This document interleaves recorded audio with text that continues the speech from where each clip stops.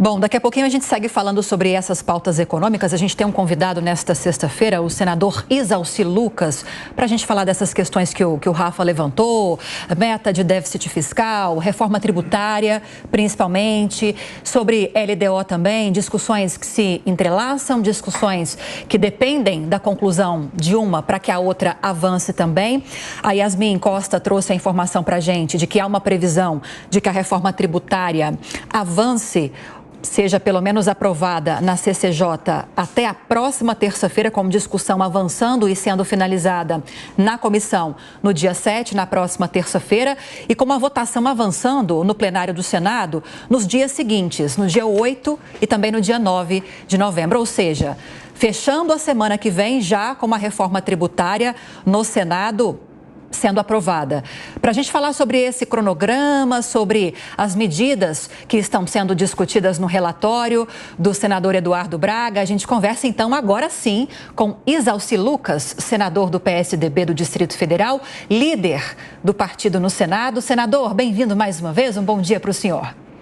Bom dia, eu que agradeço o convite. Sobre esse cronograma que a Yasmin trouxe para a gente, senador, a expectativa de que a CCJ se debruce e aprove a reforma tributária já na próxima semana, no dia 7, começa a discussão avançando para o plenário do Senado até o final da semana que vem. E sobre essa expectativa positiva do governo de que a aprovação vai ser bem folgada, com muita folga. Esses dois aspectos eu queria que o senhor analisasse para a gente. Bem, há previsão sim de votar na CCJ dia 7, mas eu vejo, principalmente nessa última semana, uma certa desconfiança, uma certa insegurança com relação à reforma tributária. Depois dessa questão da meta, uma sinalização da irresponsabilidade fiscal, e o governo, por mais que foi alertado, que estava numa expectativa muito grande de arrecadação, e essa sanha de arrecadação, eu vejo assim, um pouco com desconfiança. Tenho minhas dúvidas se será votado com tanta facilidade. Não dá, a alíquota está chegando a 27,5%, 28%, e será talvez a maior alíquota do mundo, porque o razoável seria ficar até 20%, 19%, 20%, que é a taxa normal. Então, eu acho que ainda há muita discussão, até porque nós estamos falando em IVA, apenas a contribuição social, o PIS/COFINS, esse PIS/COFINS da CBS, e o ISS, ICMS e o imposto seletivo. Não estamos falando aí de imposto de renda, imposto sobre o patrimônio, Então, tudo isso ainda está por vir. Então, eu acredito que com essa desconfiança com o governo, a gente fica, de certa forma, em dúvida se será votado com essa facilidade que o governo anuncia. Senador, por que é que nós vamos pagar, se a reforma passar como está, o IVA ou um dos limites, uma das alíquotas mais altas do mundo? Bem, a nossa carga tributária já é alta. É evidente que também, na medida em que você faz muitas concessões, essa alíquota vai aumentando cada vez mais. Na Câmara já tinham esquecido de uma série de coisas que foram colocadas no Senado. Então, para chegar a 30% não custa nada. Agora, como é que você aprova um IVA desse tamanho, sabendo que o imposto de renda virá na sequência, que é uma carga também altíssima, ainda querem tributar dividendos, porque quando foi criado a isenção dos dividendos, houve um aumento de alíquota na pessoa jurídica. E, na prática, hoje, ela paga na pessoa jurídica e não paga na distribuição de dividendos.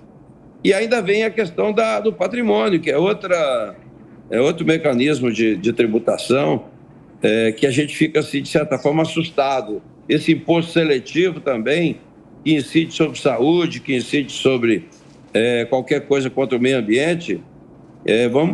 Essas leis complementares, elas precisam estar bem juntas aí, porque senão daqui a pouco vem aumento de imposto demais na conta e ninguém aguenta mais. O próprio consumidor, né, o contribuinte é que vai pagar essa conta toda. Então, tenho minhas dúvidas se vai ter essa facilidade toda aí. Senador, eu vou convidar os nossos comentaristas para essa entrevista também, começando com Cláudio Dantas. Dantas, bom dia para você e sua pergunta. Bom dia, senador. Tudo bem? Bem-vindo. Bom dia, Lívia. Bom dia, Colombo. Bom dia, Amanda. Bom dia a toda a nossa audiência. Senador, eu acho que o senhor tocou no ponto principal, né? Essa conversa de que não vai haver aumento de impostos, considerando apenas aí essa trava, né, do IVA dual. O que a gente tem é um universo restrito. Não se está tratando de outros tributos e impostos que existem e que, naturalmente, se somam a essa carga tributária já pesadíssima, né? Exatamente.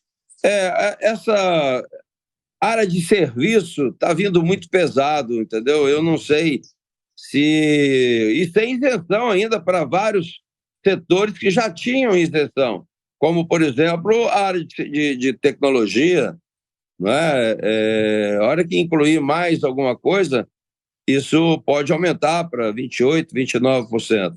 E tem lá algumas propostas, tem proposta de limitar a 20%, 25%. Então, vamos ver o que vai acontecer. Mas, se aprovado, só com um acordo, e com um acordo de uma alíquota máxima. Não dá para você trabalhar, não é, da forma como está. Eu acho que 27,5% é muita coisa, e realmente o que é faturado diretamente para o consumidor, o aumento é muito mais. Então, a preocupação é grande, né? Lógico que a indústria precisa de uma reforma urgente que beneficia a indústria, mas o peso sobre o serviço está deixando muita desconfiança na reforma. Então, quando você estabelece meta, não cumpre, flexibiliza, né, diz que não precisa, e partir do presidente da República, primeiro que desmoraliza o ministro da Fazenda, segundo que a gente passa a ficar desconfiado, porque da mesma forma que ele fala da meta, eles podem depois, no imposto seletivo, por exemplo, né, criar uma série de impostos. Por isso que eu digo, as leis complementares, elas precisam ser apresentadas e votarem concomitante, porque ainda tem a reforma, tem a questão ainda previdenciária, né? Se você levar em consideração que o serviço está aumentando muito e ainda vem a reforma previdenciária com mais aumento de alíquota, aí fica muito difícil. Esse é o problema, nós temos que reduzir custo, diminuir a carga para aumentar os investimentos e aumentar a base, né, da tributação.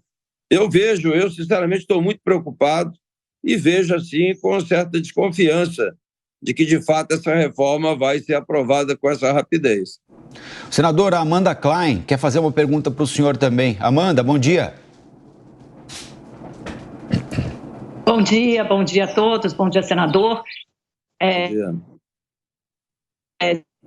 Não, acho que não vai dar. A internet da Amanda não está funcionando bem ou plenamente nesse momento, então a gente vai tentar restabelecer a conexão com a Amanda Klein. Daqui a pouquinho, se for possível, ela reconecta com o estúdio aqui da Jovem Pan e conversa com o senador Isalci Lucas. Senador, os estados e as cidades, as principais cidades do país, tinham uma preocupação muito grande com a perda da capacidade de arrecadação. Não é nem só com a perda de arrecadação, mas a autonomia para arrecadar os seus impostos.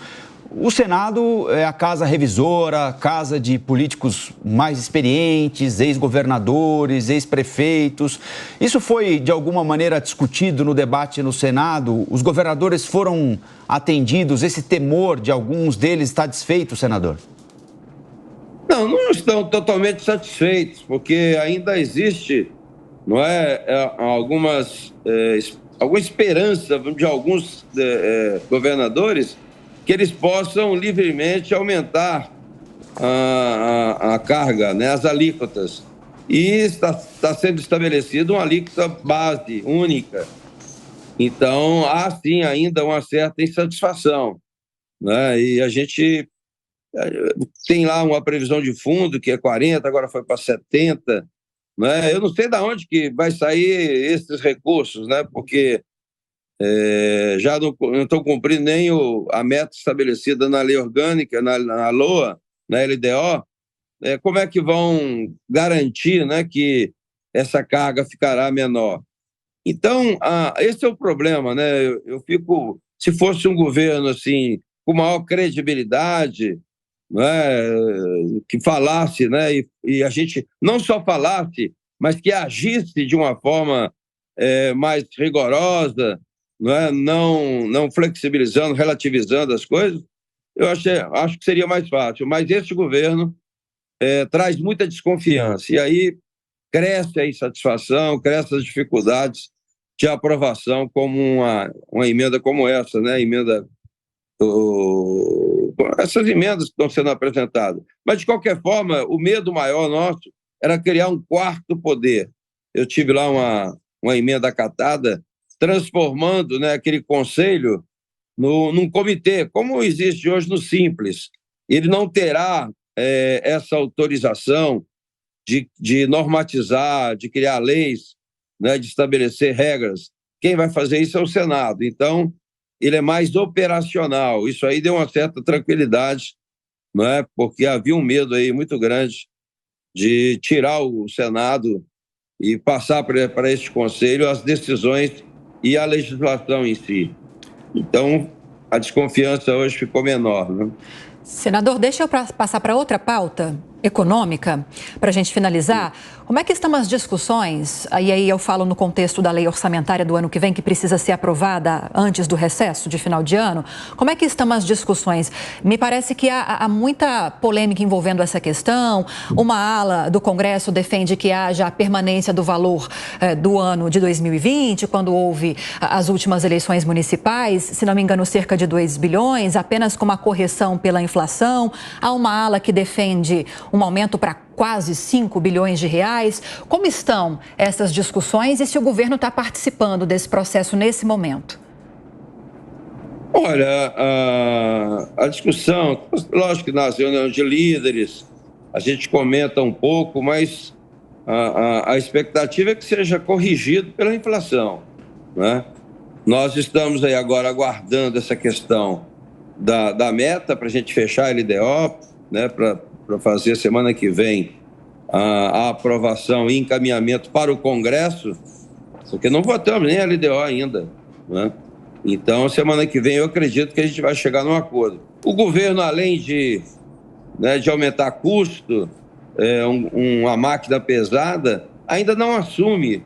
Então, está se falando na meta, a meta estabelecida foi 0, e agora o governo não quer tomar a iniciativa de mudar a meta. Ele não quer fazer por conta própria, ele está esperando, lógico, vai ser para aparecer alguém da base do governo assumindo isso, né, mudando através de uma emenda, né, mas o governo precisava assumir mais, né, a responsabilidade da reforma. Então, nós estamos trabalhando a questão do Congresso, mas nós estamos exigindo para ter um acordo, né, que tenha na próxima reunião do Congresso não só a LDO, mas também alguns vetos, como, por exemplo, o veto do marco temporal. Então, só haverá acordo de votação no Congresso se realmente incluírem a LDO, que há uma certa desconfiança também, que o governo não quer aprovar, né, mas eu conversei com o relator e disse que vai colocar na pauta e vai relatar. Então, acho mais fácil aprovar. Mas também nós queremos, antes disso, fechar com a questão dos vetos. E um dos vetos que nós exigimos que esteja na pauta é do marco temporal. Porque depois de votar na Câmara e no Senado, quase que pela grande maioria, e o governo vetar, então nós queremos trabalhar esse veto aí. E mais alguns que nos preocupam também, né? Até um de não derrubar, que é exatamente da Lei de Segurança Nacional, que pode trazer grandes implicações, e eu espero que semana que vem a gente consiga chegar nesse acordo aí e votar logo a LDO. Conversamos com o líder do PSDB no Senado Federal, Isalci Lucas. Senador, muito obrigada pela entrevista. Hoje não é feriado, mas estamos aí entre o sábado e o feriado de quinta-feira. É por isso que a gente agradece até mais pela participação do senhor na edição de hoje. Bem-vindo sempre. Um abraço, eu que agradeço.